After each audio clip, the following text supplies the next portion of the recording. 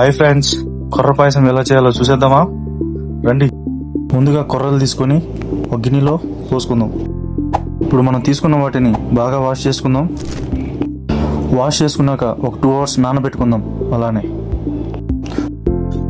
కొర్రలు నానిపోయాక ఒక గిన్నె తీసుకొని స్టవ్ మీద పెట్టుకొని నానిన కొర్రల్ని అందులో వేసుకుందాం. ఒక 2 cups వాటర్ దాంట్లో వేసుకుందాం. తర్వాత ఒక 45 minutes హై ఫ్లేమ్లో బాయిల్ చేసుకుందాం.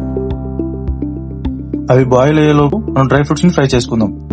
ప్యాన్ తీసుకుని అందులో గీ వేసుకొని ద్రాక్ష, కాజు, పంకిన్ సీడ్స్, ఎండు కొబ్బరి ఫ్రై చేసుకుని పక్కన పెట్టుకుందాం. మనం ఉడకబెట్టుకున్న కొర్రలు బాయిల్ అయ్యేలేదో చూసుకుందాం. బాయిల్ అయితే అయిపోయింది. ఇప్పుడు ఒక కప్పు బెల్లం తీసుకుని అందులో యాడ్ చేసుకుందాం. ఒక 10 minutes బాయిల్ చేద్దాం.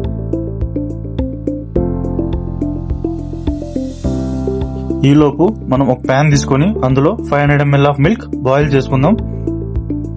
మిల్క్ బాయిల్ అయిపోయాక మనం ముందుగా బెల్లం వేసుకుని ఉడకబెట్టుకున్న కొర్రల్ని పాలల్లో వేసుకుని బాగా మిక్స్ చేసుకుందాం.